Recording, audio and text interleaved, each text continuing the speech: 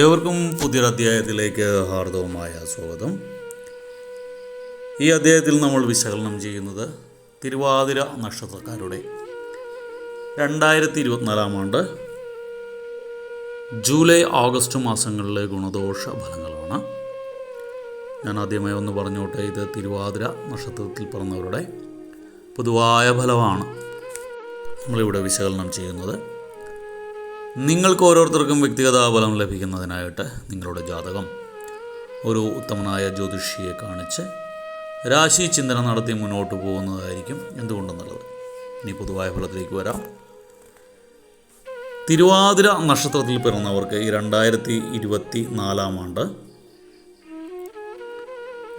ഗുണദോഷ സമ്മിശ്രമായിട്ടാണ് കാണുന്നത്. അതിൽ എടുത്തു പറയാനാണെങ്കിൽ പ്രതീക്ഷയോടെ കാത്തിരുന്ന ധനം തക്ക സമയത്ത് നിങ്ങൾക്ക് ലഭിക്കാതെ വരുന്ന ഒരു അവസ്ഥ ഉണ്ടാകുന്നതാണ്. അതുകൊണ്ടൊരു നിരാശയും സങ്കടവും ഒക്കെ ഉണ്ടാകുന്നൊരു സമയമാണ് ഈ ജൂലൈ ഓഗസ്റ്റ് മാസം. നിങ്ങൾക്ക് വ്യവഹാരങ്ങളിലൊക്കെ വിജയം കാണുന്നൊരു സമയമാണ്. നിങ്ങൾക്ക് അപ്രതീക്ഷിതമായിട്ടുണ്ടാകുന്ന രോഗം മനസ്സിന് കുറച്ച് സങ്കടമൊക്കെ ഉണ്ടാക്കി വെക്കുന്നതാണ്, മനസ്സങ്കടമൊക്കെ ഉണ്ടാകുന്നതാണ്. കുടുംബത്തിൽ ചില അപസ്വരങ്ങളൊക്കെ ഉണ്ടാകാനുള്ള സാധ്യത ഉള്ള സമയമാണ് ജൂലൈ ഓഗസ്റ്റ് മാസം. നിങ്ങൾക്ക് പുതിയ വീട് പണിയാനുള്ള ഒരു യോഗം കാണുന്നുണ്ട്. അതായത് വീട് ഇല്ലാത്തവർ അല്ലെങ്കിൽ പുതിയ വീട് വെക്കണമെന്ന് ആഗ്രഹിച്ചിരിക്കുന്നവർക്കൊക്കെ അതൊക്കെ സാധിക്കുന്ന അതിനൊക്കെ യോഗമുള്ള ഒരു സമയമാണ് ഈ ജൂലൈ ഓഗസ്റ്റ് മാസം. നിങ്ങൾക്ക് ഈ ജൂലൈ അവസാന ഭാഗത്തോടുകൂടി ആകുമ്പോൾ ജീവിതത്തിൽ ഉണ്ടായിരുന്ന നിരാശാബോധം, ഏറെ നാളായിട്ടൊരു നിരാശാബോധം നിങ്ങൾക്ക് പിടിപെട്ടിട്ടുണ്ട് മനസ്സിൽ. ആ നിരാശാബോധം നിങ്ങൾക്ക് മാറിക്കിട്ടുന്നതാണ് ദൈവത്തിൻ്റെ കാരുണ്യത്താൽ. നിങ്ങൾ ദൈവിക കാര്യങ്ങളിലൊക്കെ കൂടുതൽ ശ്രദ്ധ ചെലുത്തുന്നൊരു സമയമാണ് ഈ 2 മാസങ്ങളിലും. നിങ്ങൾ എടുത്തു പറയേണ്ടതാണ്, ആവശ്യമായിട്ട് അന്യരുടെ കാര്യങ്ങളിൽ ഇടപെടരുത്. അത് നിങ്ങൾക്ക് വിനയായിട്ട് മാറുന്നതാണ്. നിങ്ങൾക്ക് തീർച്ചയായിട്ടും സർവ്വകാര്യ വിജയം നേടിയെടുക്കാൻ സാധിക്കുന്ന ഒരു സമയമാണ്. സർവ്വകാര്യ വിജയം നേടുക തന്നെ ചെയ്യും ഈ 2 മാസങ്ങളിലും.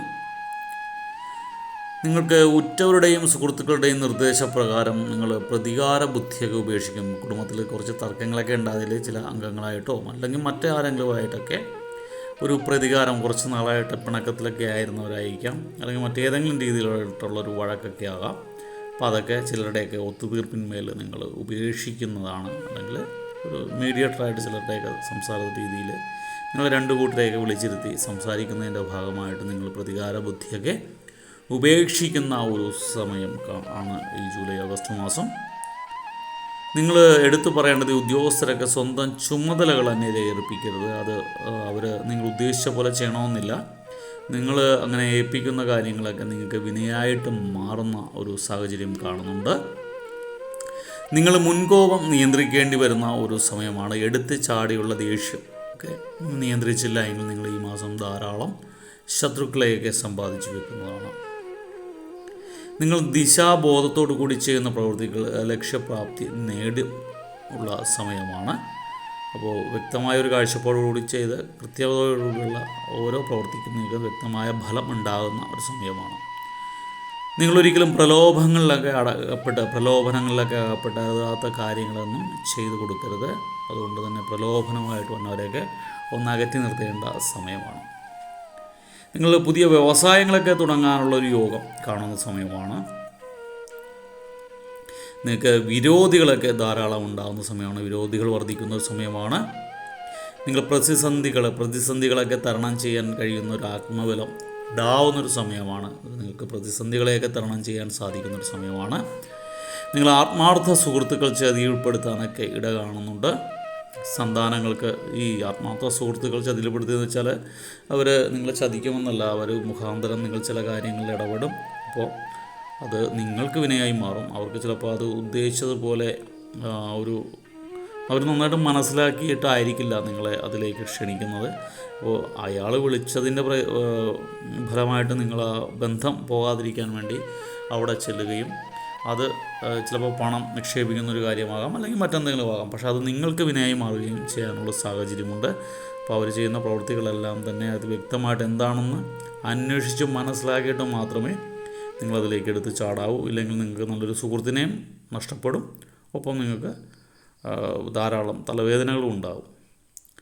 സന്താനങ്ങൾക്ക് തൊഴിൽ സാധ്യത കാണുന്നൊരു സമയമാണ്. നിങ്ങൾക്ക് ഈ തിരുവാതിര നക്ഷത്രക്കാരുടെ സന്താനങ്ങൾക്ക് തൊഴിൽ സാധ്യത ഏറിയിരിക്കുന്ന സമയമാണ്. തൊഴിൽ അന്വേഷകരൊക്കെ ഈ സമയത്ത് നന്നായിട്ടൊന്ന് പ്രയത്നിച്ചാൽ തൊഴിൽ നേടിയെടുക്കാനുള്ള സാധ്യത കാണുന്നുണ്ട്. നിങ്ങൾക്ക് ഇതുവരെ ഉണ്ടായിരുന്ന സാമ്പത്തിക ബുദ്ധിമുട്ടുകളൊക്കെ മാറിക്കിട്ടുന്നൊരു സമയമാണ് ജൂലൈ ആഗസ്റ്റ് മാസം. എന്നാൽ എടുത്തു പറയേണ്ട കുടുംബവുമായിട്ട് അഭിപ്രായ വ്യത്യാസവും ഉണ്ടാകുന്നൊരു സമയമാണ് ജൂലൈ ആഗസ്റ്റ് മാസം. ചെറിയ ചെറിയ വിഷയങ്ങൾ ഒഴിച്ചാൽ പൊതുവേ കാലം നല്ലതാണ്. എങ്കിലും ചെറിയ ചെറിയ കാര്യങ്ങൾ ഉണ്ട്. അതിന് ചെറിയ പരിഹാരങ്ങളൊക്കെ ഞാൻ ഉപദേശിച്ച് തരാം.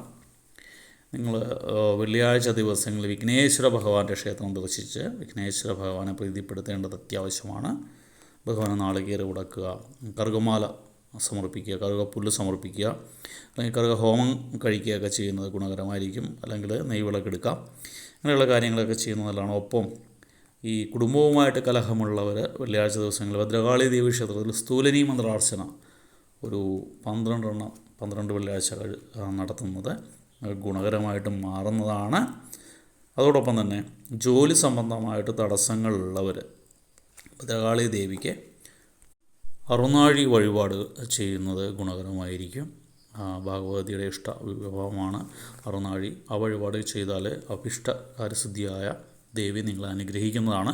അപ്പോൾ നവഗ്രഹ പൂജകൾ വ്യാഴാഴ്ചകളിലൊക്കെ വ്യാഴഗ്രഹ പൂജയൊക്കെ ചെയ്യുന്നത് നിങ്ങളുടെ രാശി വെച്ചിട്ട് അല്ലെങ്കിൽ നിങ്ങളുടെ ജാതകം ഒന്ന് നോക്കിച്ചിട്ട് സന്താനങ്ങളുടെ ജാതകം നോക്കിയിട്ട് തൊഴിൽ സ്ഥാനത്ത് ആരാണ് നിൽക്കുന്നത്, ഏത് ഗ്രഹമാണ് നിൽക്കുന്നത് എന്നൊക്കെ ഒന്ന് ചിന്തിച്ച് ആ ഗ്രഹത്തിനെ പ്രീതിപ്പെടുത്തിയൊക്കെ ചെയ്യുന്നത് ഗുണകരമായിരിക്കും. എല്ലാവർക്കും ഭഗവാന്റെ കാരണത്താൽ നല്ലൊരു സമയമുണ്ടാകട്ടെ, നല്ലൊരു മാസമായി തീരട്ടെ എന്ന് ആശംസിച്ച് പ്രാർത്ഥിച്ചുകൊണ്ട് വീഡിയോ ഇഷ്ടപ്പെട്ടാൽ ലൈക്ക് ചെയ്യുക. തുടർന്നുള്ള മാസങ്ങളിലെ വീഡിയോ കൃത്യമായി ലഭിക്കുന്നതിനായിട്ട് ചാനൽ സബ്സ്ക്രൈബ് ചെയ്യുക. ഒരിക്കൽ കൂടി നന്ദി പറഞ്ഞുകൊണ്ട് നിർത്തുന്നു. നന്ദി, നമസ്കാരം.